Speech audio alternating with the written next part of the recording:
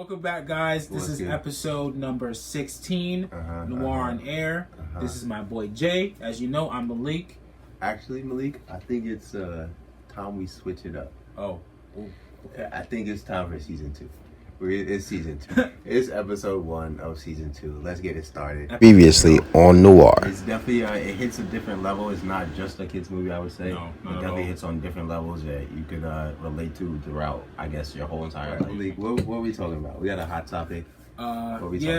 Everybody knows what's going on right now with, the crisis in the Capitol. And we just had to just sit down, link up, and just speak about it because right now it's a lot of things going on.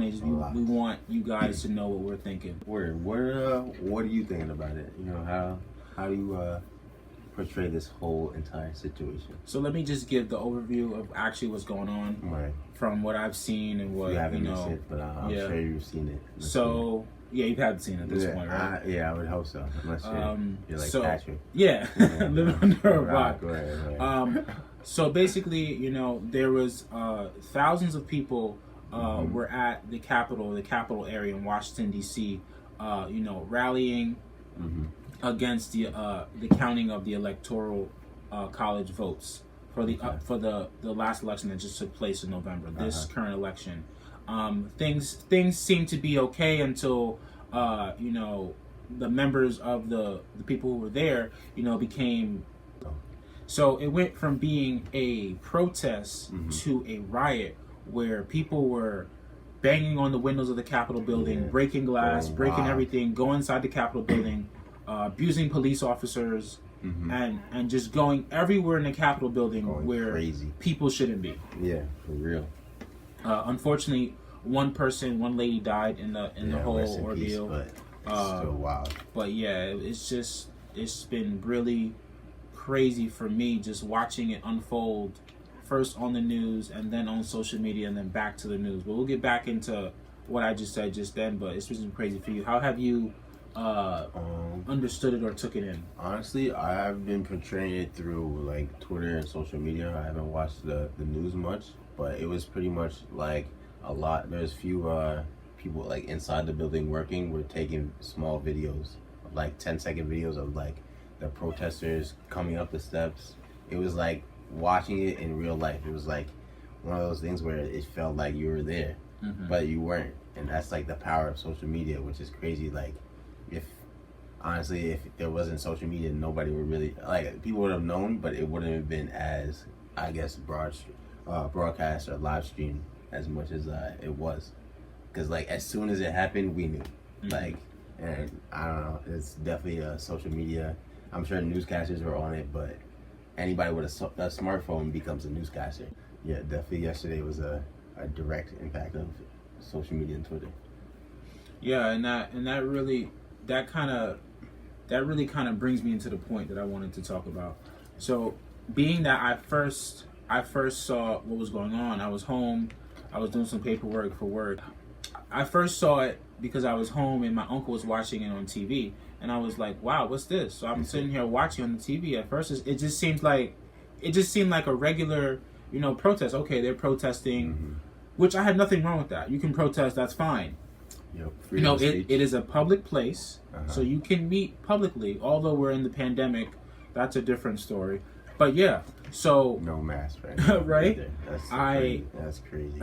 Like I said, I saw it on the news, then on social media. And then it's crazy how it's like the news is taking the narrative from the social media, because on my platforms that I'm on, I saw just everybody posting about the difference between the police reaction to like the Black Lives Matter protest versus a MAGA protest or whatever it may be.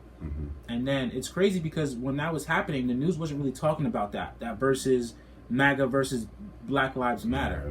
But then hours later, you see the news hopping on that same wave that social media was on. And to me, that's like, wow, like y'all really needed that platform. And now it's like, to me, it's like creating more division, because in the news you'll see, the newscasters will be like, oh, wow, look at the reaction the police did compared to when a Black Lives Matter protest. I'm like, wow, y'all just building hatred. Person is good, But it's just, to me, it's just building more separation between all of us. But I feel like that's something that we need to talk about, because real life saw like there's a difference between those protests. Even though it brings a divide, there's a question that why does this group of people get to storm the Capitol? But we know for sure, like we know 100% if we were in that position, it would happen.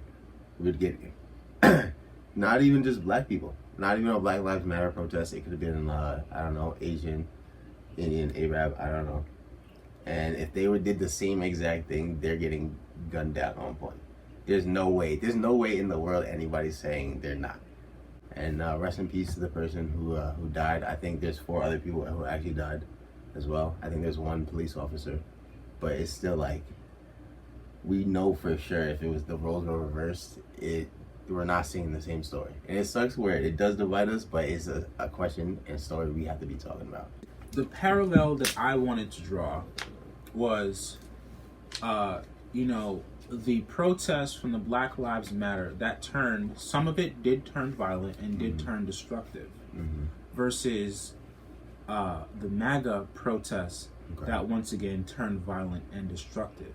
So to me, both of those groups stand for something. They it seems like they stand for opposite ends of the spectrum, but there's also extremists in each category, each group, that when you have a lot of people in masses, when a couple of people go south, the whole thing can go bad. So I feel like you're trying to say, like, even though there's a lot of MAGA supporters, only a few of them, or a few, like, thousands of them, are really on the extremist bad side. Would you say? Yeah. That's what you're trying to say? And then I guess we could say for the Black Lives Matter as well, there's people who kind of go overboard, and I guess I personally I haven't really seen a extremist on the Black Lives Matter side. I don't know if you can shed light on that. I may be ignorant to that, but I've seen more on the MAGA side. I don't want to say Black Lives Matter is not doing it, but I've definitely heard more on like the funding side of it, where they kind of certain organizations who said they were under Black Lives Matter stole funds. Like there's a whole type of like debate about it. But as far as extremists, when I say extremists, I mean the people who turn a peaceful protest into something other than a peaceful protest. Unfortunately, that peaceful protest can turn violent when there's an environment in which you can't peacefully protest. Meaning, like, if there's a police force there that's not allowing you to peaceful protest. But when I say the extremist group, I mean the people who turn a protest into something that's not a protest, something that's violent and destructive, which we did see with the MAGA and which we have seen with the Black Lives Matter group. So, when have they became an extremist group? Because I feel like every time a Black Lives Matter had a peaceful protest, it was broken up by shields or riots or people like getting advance notice of trying to break it up. I've never seen where it's like they started the riots and were, causing all the trouble. Personally, I don't know. That's why I'm asking, like, where have you seen? But I think it's always been either the law enforcement trying to shut it down and they took it to the next level. But I don't think we've ever, I'm not saying we, but like the protests that are Black Lives Matter, like they're the accelerant and started it. I can't wait. I'm thinking really hard because I can't think of one. No, that's really what I meant. I'm not saying that the people in this organization are part of it, but I'm saying there's a few people who don't have protesting on their mind. They just have destruction on their mind. Okay, so maybe they're not part of Black Lives Matter or even MAGA, but they come in and they have no type of recourse about what's happening. What all people are here for. They have their mind for gain and their mind for destruction and evil. Agree. Then there's people who come and join these groups and who have opposite agendas to just spread hatred and trouble, and then they join it for the entourage effect, I guess you would say, Uh-huh. to build up the crowd, and then their agenda is to just break and cause as much damage as possible. But technically, if it's at a Black Lives Matter protest, it's They're gonna technically- link it. Word. So Yeah. word. Okay. All right. So that So makes that sense. that's what I'm saying. I mean, Alright. although I was not at the MAGA event yesterday, well, the day, whatever what it was, Yes. So I mean that I feel that can be an issue because True. now, listen, it's a very tough situation. Yeah, like I'm trying yeah. to There might be people be like- fair to both sides, but it's like You gotta keep it real. I don't know how to can't take be- both sides, you but try to understand a person who's gonna wear a MAGA hat, and like of course I could I do would that, say- but You would have to talk to the person wearing the hat. Like, I feel like there's probably people who wear the MAGA hat who don't represent all the violence and Proud Boys and all these, I don't know, groups and stuff. But like, what we see on the news is what we're gonna get, you know. and that's the scary Right. part, because that's a very scary part, because for people who only look at the news is going to portray a story that wants to be seen throughout society. That may not really be the true story. Okay. You know what I'm saying? Unless you're there, physically there, Okay. you know, they're going to portray a narrative that they want. Because it's like having a sentence. That's like, you could say a sentence one way, but use the same words, but flip it and it means something different. So that's what's scary to me about news and media and everything like that. Mm-hmm. Social media is a little different because, especially like live streaming, that's Yeah. actually what's happening. Yeah. But That's why I kind of like, I'm not saying I don't watch the news, but the news is very, like you said, yeah, it depends on which news platform you go on. Social media is kind of, it's not really biased, it's just what's happening. I mean, What's it happening. also depends on your feed, people Yeah. you follow, what they're gonna put up. True. Like, you know, I've I saw been- both. Yeah, like Yes. I'm on IG, and I've seen nothing but today was just like, oh, what if this group was a Black Lives Matter group? Well, not even Black Lives Matter, just black and brown people doing this. Would it be the same? And then it was like, you know, Trump didn't do enough to stop this, which is a whole different story Yeah. because, you know, he perpetuated. Like, where there apparently, like, there's throughout the MAGA on the internet, apparently there was like this was scheduled or like planned. No, I'm but, sure but you've seen the thing is that the morning before, yesterday morning, Trump had a rally before this. Word. And he So tweeted it's something. yeah. So few it's days not. ago. I'm not saying he knew it was gonna happen, but He listen, he planted. planted a seed, Yep. and once the seed is planted, that's it. And to Right. me, I think the reason why Trump didn't, you know, act as fast as he did is because he kind of knew it was going to happen, and I feel like maybe he was proud. Like, wow, look what I did! I brought all these people together. Maybe not maybe not saying that harm was going to come or destruction was going to come, but to him, he was like, you know what? I brought people around. They're meeting for one common goal. This is good, but then it turned south. And to me, as a president, when that happened, he should have ended it. Boom. I mean, he can't just come out and say stop. But listen, when I your feel leader like is telling you to stop, I feel it that but like they've come together before and we've seen what happened. So it's like you said, he planted the seed. He had to have known what was gonna happen. And police officers were letting them in. There's actual footage of just them letting them in, not stopping them at all. Like, and I feel like that's the hard part for an African American or a black person to be like, you know what? If I did that, it'd be the same reaction. It'd be the same. Like it's hard for us to think that. they wouldn't. It's very hard for us to think that, and it kind of, you know what? It disheartens me because it makes me feel like that I don't have power, I don't have influence, or I can't speak my mind, you know. But that's not the case because I know that I have power, I know that I have influence, I know that I can speak my mind. But to some people, they might see that and be like, I can't do that. Yeah. And listen, I have the utmost respect for my men and my women wearing blue. Like, yesterday was just, I feel it was just, some of it was understaffing. There wasn't enough police presence there, which there should have been. But then also on the other fact is just like Jason was saying, you see some scenes where it's a government building. What do you mean you're understaffed? They got inside. Somebody died. Shit was barricaded, and then like when it was over, they were chilling like inside.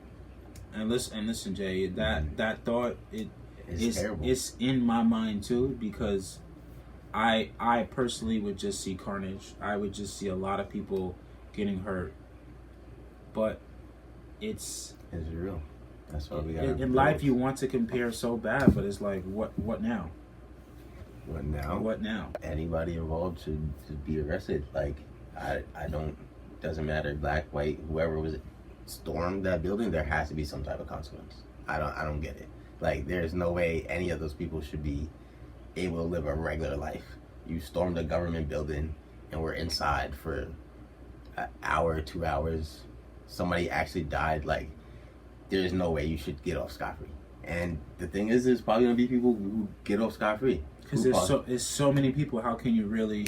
It's a government. There's a government building. Where are the cameras? What?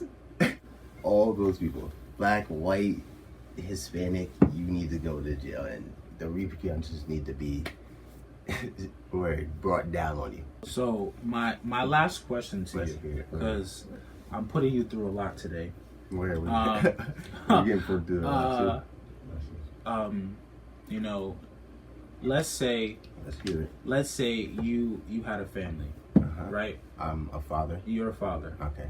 And you have a little girl and a little boy. Mm-hmm. They're both 10 years old. Okay. Right? Mm-hmm. How do you explain to them this event? What ethnicity is my wife? You're black and black. We'll to play devil's advocate. Spice it up. Right? We'll say that it is a interracial relationship. Okay. You're black and your wife is white, and your two kids are from that wife, so they're half white, half black. How do you explain the situation to them? There's some people that take it to the extreme, and you need to know when you cross that line of like standing up for like what you believe in and kind of, what am I looking for, and going too far, I guess. You definitely, like, as a maybe a 10-year-old, like, you might not know, but like as you grow up, you're gonna go get through like things, like, and you being an interracial kid, like, you're gonna be looked at way different, because depending on whatever shade they are, if they were a little bit lighter, a little bit darker, they might be seen as light skinned, and then I don't know, it might be get treated a little bit different, and then they see, like, I don't know, their parents, oh, you have a white mom, you're black dad, blah, blah, blah, interracial as well. What about you? What are devil advocates? So same situation? Same situation. Interracial couple, 2 10-year-old kids. But I would sit them both down, and I would be brutally honest. I'm like, listen, like you said, it's sad, but depending on how they look can be depending on how they get treated. But I would say what happened, why I think it happened. Okay. I have a question for you after this. And I would tell them that, listen, that it is great to fight, similar to what you said, Jay. It's great to fight for what you believe in, but when you're in a group of people, you have to make sure this group that you're in is fighting for the same thing and fighting the same way. And then I would especially explain that if you put yourself in a situation to be judged, unfortunately you're at a disadvantage, because people might think negatively before anything comes out of your mouth just by the way that you look. Okay. But I would explain to them that the situation that happened is America, and that although it's crazy and shocking, I'm not shocked that it happened.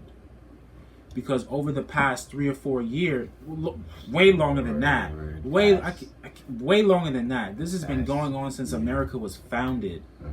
So the fact that if somebody says this is shocking... I got a question for you, to bring back up social media. Do you think that social media, since you're able to kind of start at a young age, I'm sure there's kids with as young as like 6 to 8 who have a cell phone, who have Cell seen phone, it. TikTok, where all the IG, Twitter, I'm sure they're all on it. Hell yeah. Do you think like it kind of like I don't know if I'm using this word right, desensitized? They're like what's going on, Yes. and kind of like Yes. kind of like numb to it at a younger age. And that's a huge point Yeah. because children who are young, like let's say between like ages of 6 to like 13, whatever it may be, they get used to things so quickly. That's like I remember one of my friends, she has a child, and they said like, yeah, when they went from no mask to mask, the children just adapted so quickly, while there are adults who can't seem to figure it out. Yeah, Whatever your reason is, I'm not getting into that, but adults who can't figure that out, but children can figure it out so quickly. And the fact that you said they're on social media, they're probably like, oh, this is regular. Yeah. So they think that this is normal, but which it has become. But yes, I do agree that desensitizes them, and it will make any other thing that happens after that, unless they're spoken to about it.